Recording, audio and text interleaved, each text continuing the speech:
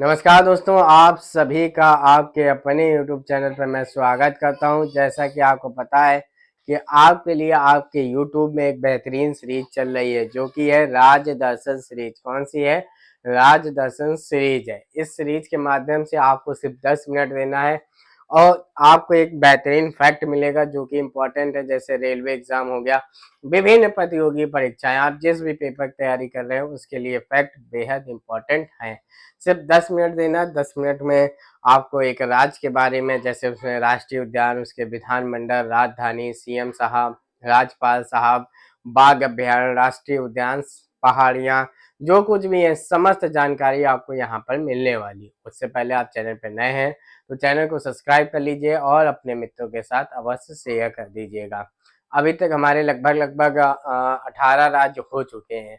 आप जरूर जाइएगा प्लेलिस्ट में, वो जो 18 राज्य हो चुके हैं, जैसे नॉर्थ ईस्ट के हो चुके हैं, केंद्र शासित प्रदेश हो चुके हैं, फिर हम लोगों ने साउथ से शुरू किया, केरल हो गया, हमारा तमिलनाडु हो गया। आइए आज चलते हैं हम लोग अन्य अगले राज्य की ओर।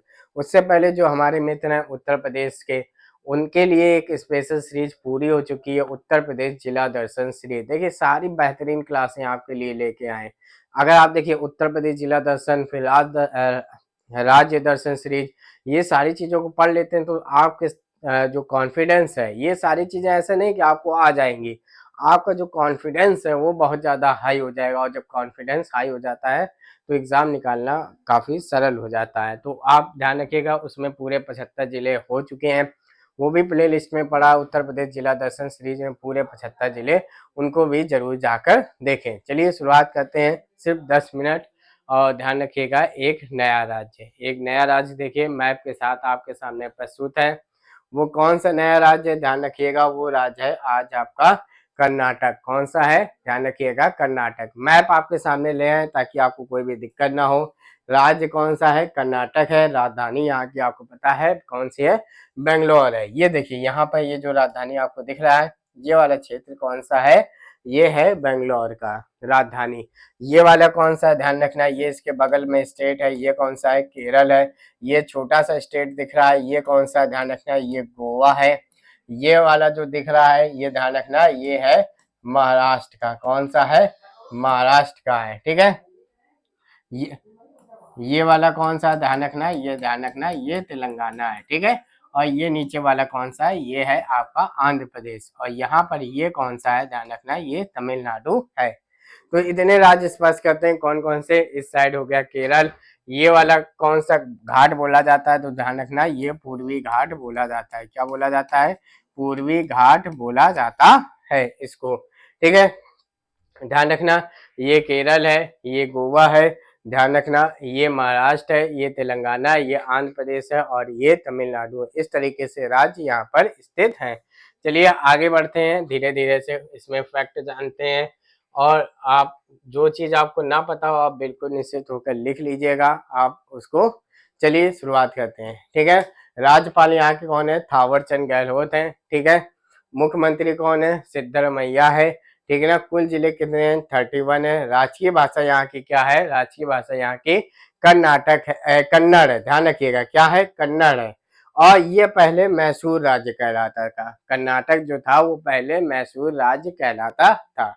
समझ गए ना? ये सब लेटेस्ट है, अपडेटेड है, इसको ध्यान रखिएगा, ऐसा नहीं कोई पुराने हैं, ये सब अपडेटेड है, इन चीज को आप समझिएगा। ठीक है। चलिए आगे बढ़ते हैं, यहाँ के अब वही विधानमंडल के बारे में जानते हैं। विधानमंडल यहाँ ध्यान रखिएगा, विधानमंडल यहाँ पर द्विसदनात्मक है। कौन सा है? द्विसदनात्मक है। कौन कौन सा है? तो ध्यान रखना, यहाँ पर विधानसभा भी है और विधान परिषद भी है। जब द्विसदनात्मक होते हैं दो ही चीजें होती हैं, एक तो होता है विधानसभा और एक होता है विधान परिषद। और द्विसदनात्मक कितने हैं? ध्यान रखिएगा, 6 राज्यों में। मैं आपको 6 राज्य बता दूं क्या? 6 राज्य आपके तेलंगाना, आंध्र प्रदेश, कर्नाटक ध्यान रखिएगा, और बिहार आपका ध्यान रखिएगा, महाराष्ट्र ध्यान रखिएगा, और उत्तर प्रदेश। ये 6 राज्यों में विधान परिषद है। तो कर्नाटक में भी क्या है? द्विसदनात्मक है, यहाँ पर विधानसभा भी विधान परिषद भी है। फिर देखिए यह ध्यान रखिएगा, यहाँ पर अभी 2024 में लोकसभा चुनाव हुए हैं, तो आपको लोकसभा सदस्य संख्या आपको याद रखनी पड़ेगी। जैसे पूछा जाए लोकसभा सदस्य संख्या कितनी है? 28।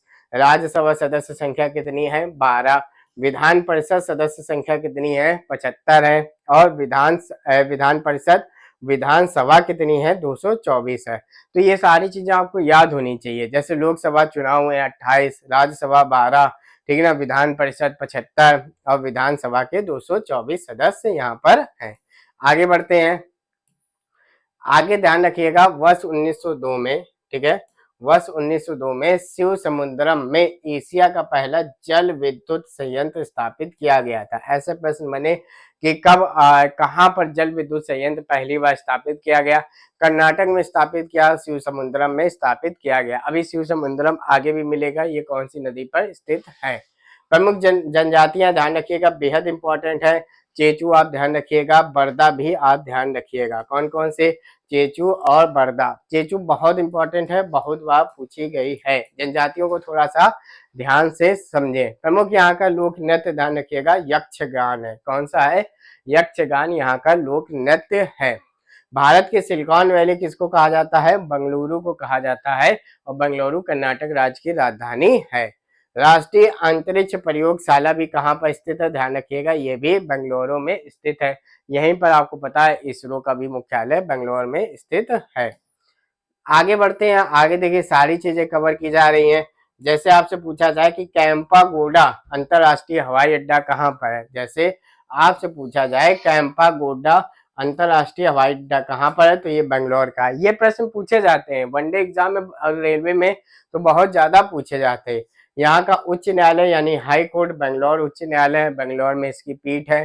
कर्नाटक का प्रमुख बंदरगाह कौन सा है? तो ध्यान रखिएगा, न्यू बेंगलोर बंदरगाह यहाँ पे स्थित है। कर्नाटक के बेंगलोर मैसूर शहर ऊनी वस्त्र उद्योग के लिए फेमस है। किसके लिए? बेंगलोर मैसूर शहर ऊनी वस्त्र के लिए प्रसिद्ध है। यहाँ पर प्रमुख तेल शोधन संयंत्र जैसे उत्तर प्रदेश में मथुरा में है, यहाँ पर भी स्थित है। ठीक है, यहाँ पर प्रमुख तेल संशोधन संयंत्र मंगलौर में स्थित है। चलिए आगे बढ़ते हैं। कर्नाटक के प्रमुख बहुउद्देशीय परियोजनाएं, ध्यान रखिए परियोजनाएं से प्रश्न बनता है। कौन कौन से हैं? तो ध्यान रखिएगा, तुंगभद्रा परियोजना। कौन सी? तुंगभद्रा। तो तुंगभद्रा परियोजना देखिए दो नदियों से मिलके बना है, एक तो तुंग और एक भद्रा नदी, ठीक है ना। तुंग और भद्रा नदी ये दोनों अलग अलग नदी हैं, ठीक है। इसके संगम पर कौन सा बना है? तुंगभद्रा परियोजना। अलमाटी, अब देखिए आप थोड़ा बहुत भी अगर पेपर दे चुके होंगे तो आप इसका महत्व समझ रहे होंगे। अलमाटी कौन से उसमें है? कृष्णा नदी पर है। शरावती परियोजना शरावती नदी पर। ये नदियां ही ऐसे पूछ ली जाती हैं कि शरावती नदी कौन से राज्य में बहती है, तो आपको बताना है कर्नाटक में। शिव समुद्रम परियोजना भी बताया था, ये किस पे? कावेरी नदी पर है। घाट प्रवाह परियोजना घाट प्रवाह नदी पर है, बनी है। ऐसे बोले घाट प्रवाह नदी कहाँ पर स्थित है? कर्नाटक में। अब देखिए दो चीजें आपके लिए तैयार हो रही हैं, तुंगभद्रा नदी पर, अलमाटी परियोजना कृष्णा नदी पर, शरावती परियोजना शरावती नदी पर, शिव समुद्रम परियोजना कावेरी नदी पर, घाट प्रवाह नदी पर स्थित है। अब देखिए एक अगला क्वेश्चन क्या है? धारवाड़ का पत्थर कर्नाटक राज्य में स्थित है, ठीक है।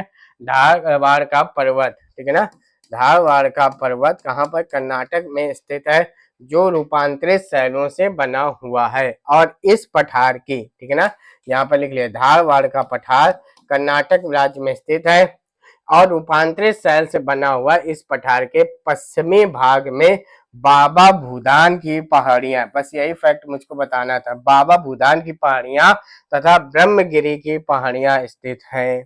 कितना इंपॉर्टेंट है, बहुत बार अनगिनत बार पूछा गया बाबा भूदान की पहाड़ियां कहाँ पर स्थित है, ठीक है ना। और पूछा गया ब्रह्मगिरी की पहाड़ियां कहाँ पर स्थित है, ये कर्नाटक में स्थित है। धारवाड़ का पठार कर्नाटक में है, ठीक है। इसके पश्चिमी भाग में बाबा भूदान की पहाड़ियां और ब्रह्मगिरी की पहाड़ियां स्थित है। चलिए आगे बढ़ते हैं। जो चीज ना है आप बिल्कुल एकदम लिख लीजिएगा, कोई नहीं आसपास देख रहा है, इस चीज को आप ध्यान रखिएगा।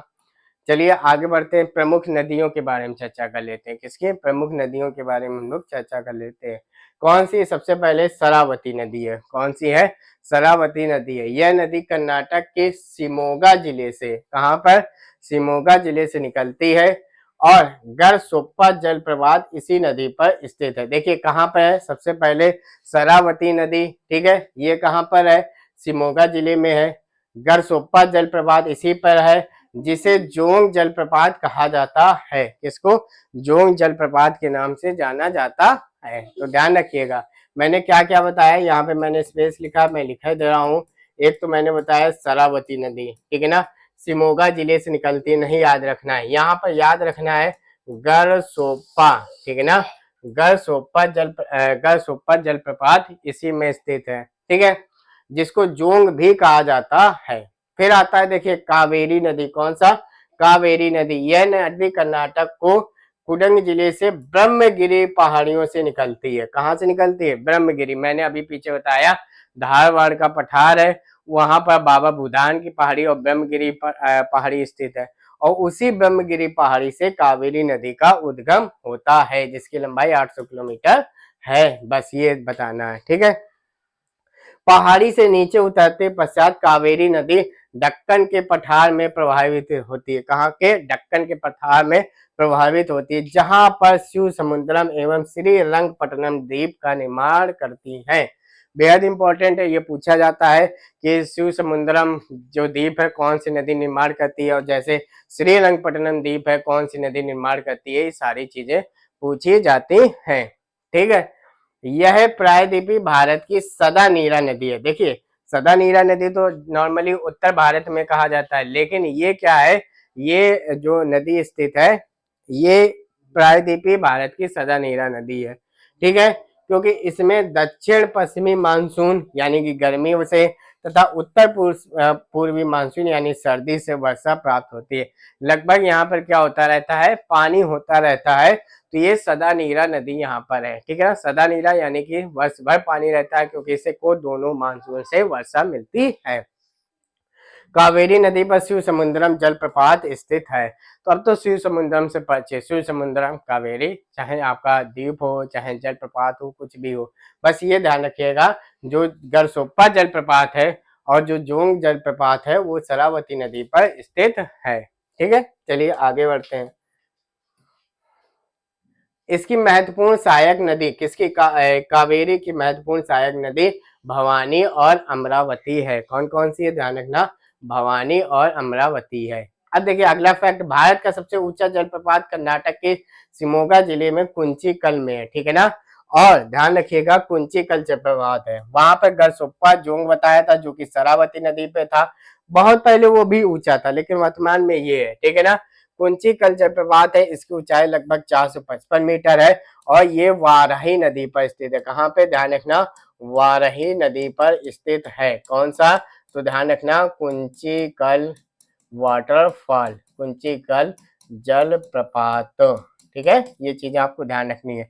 मांडवी नदी कर्नाटक में भी बहती है, मांडवी आपको पता है गोवा में भी है। कॉफी बोर्ड का मुख्यालय बेंगलोर में स्थित है। कॉफी बोर्ड का मुख्यालय कहाँ पर स्थित है? बेंगलोर में स्थित है। ये सारे फैक्ट पूछे गए, आपको चाहे जैसा लग रहा हो, लेकिन आप इसको यकीन मानिए सारे के सारे बहुत पूछे गए हैं और सारी चीजें कवर करते हैं इसमें। नदियां भी बताते हैं आपको, आप चाहे राष्ट्रीय उद्यान आ गया है, क्या क्या चीजें बता रहे हैं, ठीक है। कर्नाटक के राष्ट्रीय उद्यान, सबसे पहले अंसी राष्ट्रीय उद्यान। कौन सा? अंसी, ये बहुत बार पूछा गया है। बांदीपुर लगभग आप सबको याद हो गया है, तो बांदीपुर की जगह अब अंसी ने ले ली। कुद्रेमुख आपको पता होगा, नागरहोल भी, ये सारे इंपॉर्टेंट है। बनेरघट्टा राष्ट्रीय उद्यान, ये भी पूछा जाता है, ठीक है। कौन कौन से हो गया? ध्यान रखना, अंसी, बांदीपुर, कुद्रेमुख, नागरहोल और बनेरघट्टा राष्ट्रीय उद्यान, ये सारे के सारे कर्नाटक में पड़ते हैं। कर्नाटक में स्थित वन्य जीव अभ्यारण्य, तो घाट प्रभाव वन्य जीव अभ्यारण्य याद रखिएगा, बेहद इंपॉर्टेंट है। और चिंचोली वन्य जीव अभ्यारण्य, दोनों बेहद इंपॉर्टेंट है। घाट प्रभाव तो बहुत बार पूछा गया है, लेकिन आप दूसरा भी ध्यान रखिएगा, चिंचोली वन्य जीव अभ्यारण्य भी कहाँ पर स्थित है? कर्नाटक में स्थित है। चलिए आगे बढ़ते हैं। आगे क्या दिया गया, तो ध्यान रखना, आगे हमारा दिया गया है नीलगिरी जैव मंडल आरक्षित क्षेत्र है। आपको पता है, मैंने कल ही बताया था, नीलगिरी कर्नाटक, केरल और तमिलनाडु के मिलन बिंदु पर स्थित है। तो नीलगिरी जैव मंडल आरक्षित क्षेत्र है जो कि तमिलनाडु, केरल, कर्नाटक के सीमा पर स्थित है। अब देखिए बाघ आरक्षित क्षेत्र, क्या टाइगर रिजर्व की बात कर रहा है, जो कि कर्नाटक में मध्य प्रदेश के बाद बाघ के नंबर पे दूसरे, यानी कि ये दिया गया एमपी, फिर क्या आता है, कर्नाटक आता है। कर्नाटक में कितने हैं, 563 बाघ पाए जाते हैं। कौन कौन से हैं, बांदीपुर टाइगर रिजर्व है, नागरहोल टाइगर रिजर्व है, काली या अंशी टाइगर रिजर्व है, बिलागिरी रंगनाथ BRT, ये पूछा जाता है BRT टाइगर रिजर्व कहाँ पर स्थित है, BRT ही लिख के आएगा। ये देखिए, बाकी तो बांदीपुर भी याद है, नागरहोली, अंशी भी याद होगा, भद्रा टाइगर रिजर्व, भद्रा नदी बहती है तो याद होगा। तो ध्यान रखिएगा, बिलागिरी रंगनाथ BRT टाइगर रिजर्व कहाँ स्थित है, तो ये कर्नाटक राज्य में स्थित है।